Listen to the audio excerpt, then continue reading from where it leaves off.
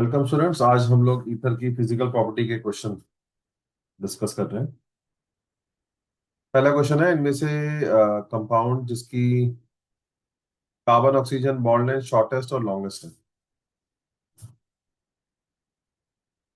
तो देखो, सबसे कम जो बॉन्ड लेंथ है वो आर पार्ट में है, क्योंकि आर पार्ट में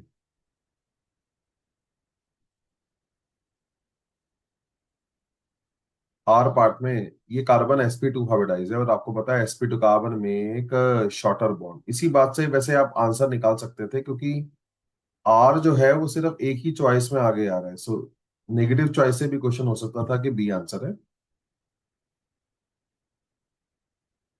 लॉन्गेस्ट का जहां तक सवाल है, ये थोड़ी सी बारीक बात हो जाती है। तो इसका आंसर ईथर है।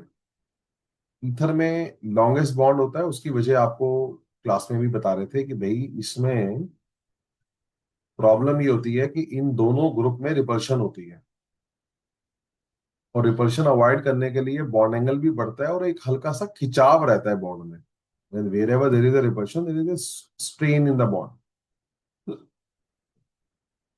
जिस कारण से जो ईथर है आपका, इसमें हल्की सी जो ये बॉन्ड लेंथ है ये इंक्रीज कर जाती है। तो रिपल्शन के कारण बॉन्ड एक दूसरे से दूर जाते हैं, जिससे stretching of bond take place, but फिर भी ओनली बाय नेगेटिव चॉइस। कि अगर आपने शॉर्टेस्ट पता लगा लिए तब भी ये आंसर निकल जाता है। आपको चार मॉलिक्यूल दे रखे हैं, ये चारों ही ईथर है।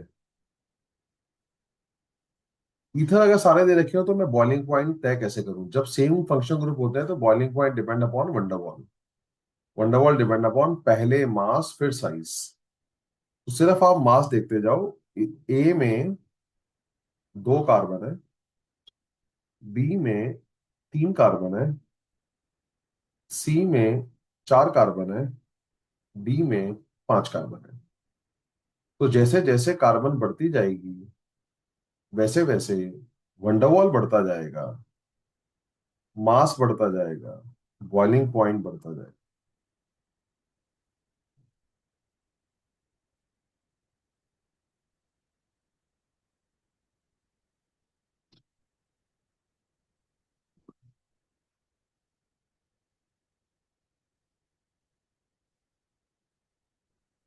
And ether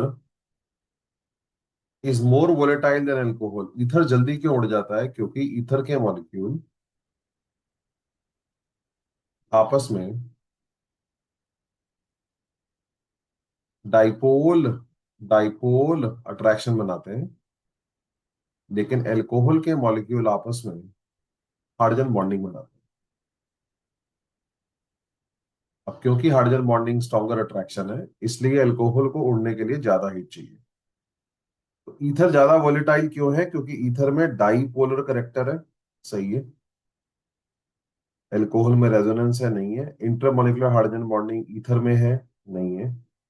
intermolecular hydrogen bonding alcohol में है, ये सही है, लेकिन अब इसमें ये दोनों सही बैठते हैं। Ether is more volatile than alcohol, क्योंकि अल्कोहल में हाइड्रोजन बॉन्डिंग है, इसलिए उनको उड़ने के लिए कम हीट चाहिए। इधर से ईथर डाइपोलर अट्रैक्शन है जो वीक अट्रैक्शन है, तो ए एंड डी दोनों सही है।